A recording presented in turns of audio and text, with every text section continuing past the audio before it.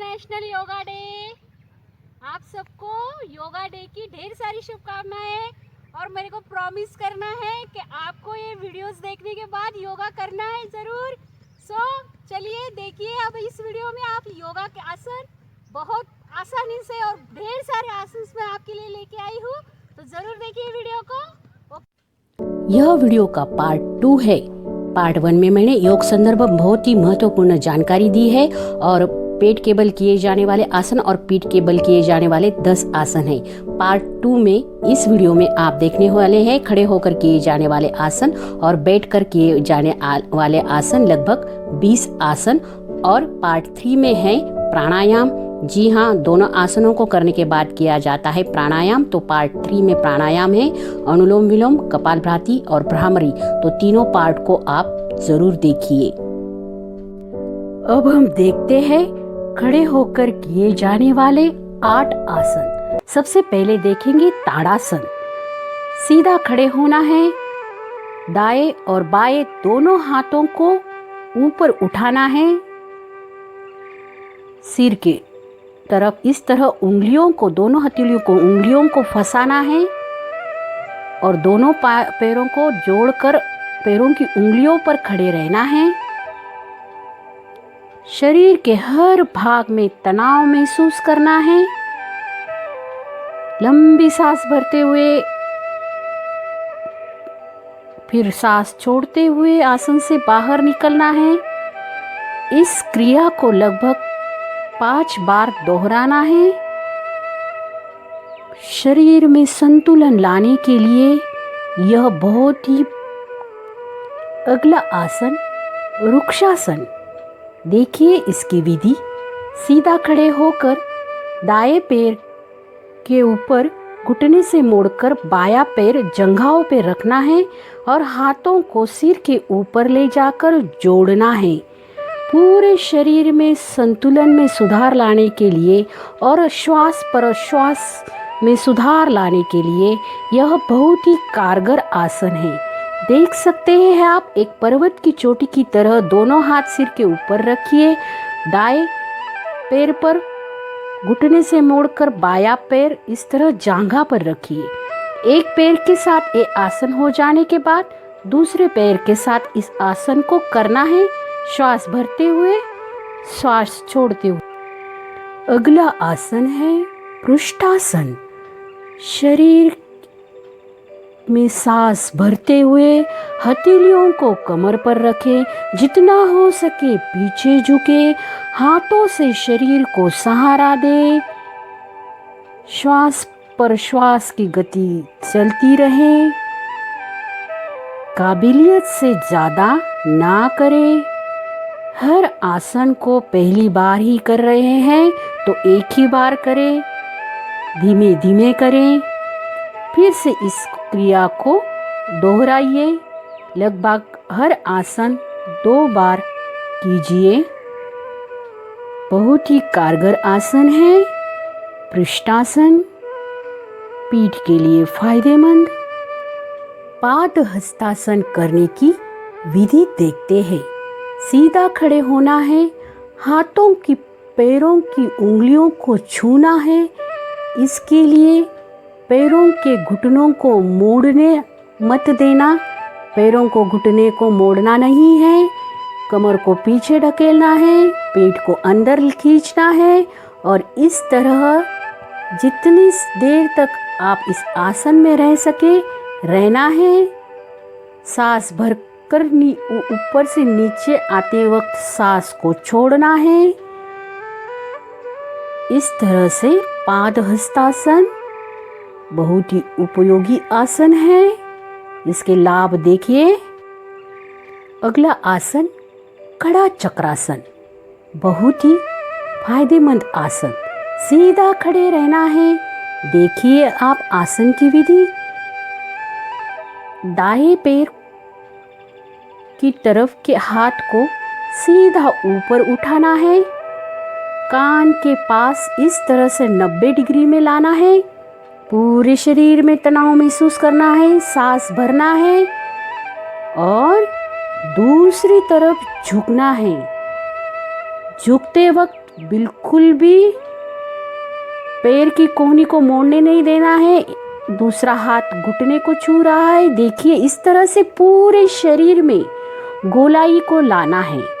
इसे खड़ा चक्रासन कहते हैं। देखिए शरीर किस तरह गोलाई में आया हुआ दिखता है। अब सांस भर के यह आसन किया था, सांस छोड़ते हुए धीरे धीरे आसन से बाहर निकलना है।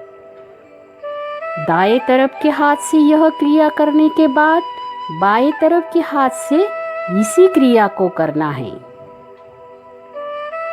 इस तरह से जोड़ियों में किया जाने वाला ये आसन होता है।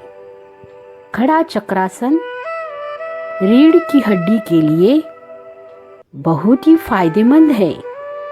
कमर की चर्बी घटाने के लिए तो ये मानो वरदान है।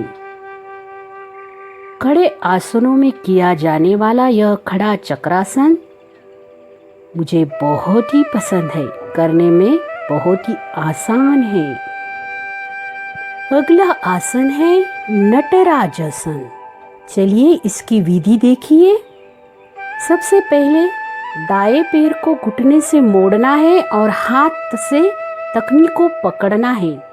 दूसरे हाथ को नज़र के सामने लाना है और शरीर का संतुलन बनाए रखते हुए लंबी सांस भरते हुए पीठ को जो है वो नीचे झुकाना है। इस क्रिया को दूसरी पैर के साथ दोहराना है। नटराजासन। नज़र थोड़ी ऊपर की ओर केंद्रित करते हुए लंबी सांस भरते हुए इस आसन में जितनी देर तक रह सके रहना है। पूरे शरीर में कसाव लाना है और सांस छोड़ते हुए बाहर निकलना है आसन से। अगला आसन है उत्कटासन। महिलाओं के लिए बहुत ही फायदेमंद आसन है। चलिए इसकी विधि देखिए। सीधे खड़े रहना है। दोनों पैरों को इस तरह से घुटनों से मोड़ना है। दोनों पैरों को विरुद्ध दिशाओं में मोड़ना है। देखिए आप। और दोनों हाथों को सिर के ऊपर ले जाना है और पर्वत के समान दोनों हाथ को जोड़ के सिर के ऊपर इस तरह से रखना है। सांस भरते हुए इस आसन को करना है और सांस छोड़ते हुए इस आसन से बाहर निकलना है। बहुत ही कारगर आसन है यह। खड़े होकर किए जाने वाले आसनों में अब हम देखेंगे वीरभद्रासन। इस आसन को करने की विधि देखिए। सबसे पहले सीधा खड़े होना है। एक पैर को सीधा ही रहने देना है और दूसरे पैर को इस तरह से विरुद्ध दिशा में घुमाकर मोड़ना है। शरीर को भी विरुद्ध दिशा में घुमाना है। एक पैर सीधा ही रहे। दोनों हाथों को इस तरह से सीधा सिर के ऊपर ले जाना है। सिर की तरफ ऊपर ले जाना है सांस भरते हुए और इस तरह से पीठ को पीछे झुकाना है। शरीर को पीछे झुकाना है। इस तरह से हम सूर्य नमस्कार करते हैं उसी तरह यह आसन की स्थिति होती है। सांस भरते हुए पीछे की तरफ शरीर को मोड़ना है जितना हो सके। फिर सांस छोड़ते हुए धीरे धीरे हाथों को सामान्य स्थिति में लाना है और फिर से सीधे खड़े हो जाना है। फिर दूसरे पैर के साथ इसी आसन को दोहराना है। देखिए आप। एक पैर सीधा ही रहे सामने की तरफ और दूसरा पैर जो है वो घुमा कर मोड़ देना है दूसरी दिशा की तरफ। पूरा शरीर भी उस तरफ घुमाना है और हाथ ऊपर करके शरीर का झुकाव पूरा पीछे की तरफ होने देना है। इससे मस्तिष्क में रक्त प्रवाह में सुधार आता है। तो चलिए अब हम देखते हैं बैठकर किए जाने वाले लगभग 10 आसन। सबसे पहला आसन है वज्रासन। जी हाँ, यह आसन सारे बैठकर किए जाने वाले आसनों का आधार है। तो आपको किस तरह से बैठना है देखिए। इस तरह से दोनों पैरों को घुटनों से मोड़कर दोनों पैरों की एड़ियों के ऊपर आपका ऊपरी हिस्सा रखिए। और बिल्कुल भी पैरों की उंगलियों पर नहीं बैठना है इस तरह से, बल्कि पैरों की उंगलियों को झुकाकर इस तरह पैरों की बैठना है। हाथों को घुटनों के ऊपर रखना है। खास करके ध्यान करते समय इस तरह से बैठा जाता है। लंबी श्वास भरते हुए ओम का उच्चारण करना है। ओम, मुंह बंद करके म। हर आसन के शुरुआत से पहले मैंने इस तरह से उस आसनों से हमें मिलने वाले हमारे शरीर के हिस्सों के किस अवयव को लाभ होता है, यह सारे फायदे लिख कर दिए हैं, उनको ज़रूर पढ़िए। तो चलिए वज्रासन की अवस्था में बैठकर अब हमें अगली अवस्था में जाना है, वह है पर्वतासन। जी हाँ, पर्वतासन में हमारे शरीर के दोनों हाथों को इस तरह से सिर के ऊपर ले जाना है। एकदम से पर्वत की चोटी की तरह हमारा शरीर दिख रहा है। लंबी सांस भरते हुए इस अवस्था में रहें और सांस छोड़ते हुए अवस्था से बाहर आए। बैठकर किए जाने वाला अगला आसन है शशांक आसन। जी हाँ, पर्वतासन के बाद इस तरह से शशांक आसन में जाना है। मतलब हमने पर्वत की चोटी की तरह दोनों हाथ सिर के ऊपर रखे थे, उनको इस तरह जमीन पर टिकाना है। पूरी तरह पैरों से हमारे पेट को दबावा आता है, पीठ इस तरह से खींची जाती है। लंबी सांस भरते हुए इस तरह से झुकना है, आसन में रहना है और सांस छोड़ते हुए आसन से बाहर निकलना है। बहुत ही लाभकारी आसन है मन की एकाग्रता के लिए, कपाल में खून की ऑक्सीजन के बढ़ाव। तो चलिए अगला आसन हम देखते हैं, वक्रासन। जी हाँ, इस तरह से बैठना है, दोनों पैरों को इस तरह से पसार लेना है। फिर उसमें से एक पैर को हमें दूसरे पैर की जंघाओं पे रखना है और जिस साइड का पैर हमने जंघाओं पे रखा है उसके विरुद्ध साइड के हाथ से हमें उस पैर को पकड़ना है और जिस तरफ का पैर हमने दूसरे पैर पे रखा है उसके अपोजिट साइड में हमें हमारे सिर को घुमाना है, पूरी तरह से शरीर को कसाव लाना है।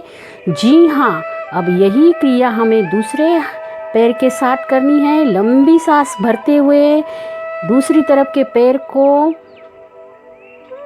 दूसरे पैर पे इस तरह से जंघाओं पे रखिए और इस तरह से आप अपने शरीर को पूरा वक्र के समान बनाइए। इसे कहते हैं वक्रासन। ऊंट के समान हमारे पूरे शरीर का अवस्था होती है, उसी को उष्ट्रासन कहते हैं। देखिए इस तरह से घुटनों के ऊपर खड़े रहना है, फिर हाथों से एड़ियाँ पकड़नी है और शरीर को पीछे की तरफ झुका लेना है। लंबी सांस भरते हुए आसन में रहना है, सांस छोड़ते हुए आसन से बाहर निकलना है। जी हाँ, मांसपेशियों के लिए बहुत ही कारगर आसन है।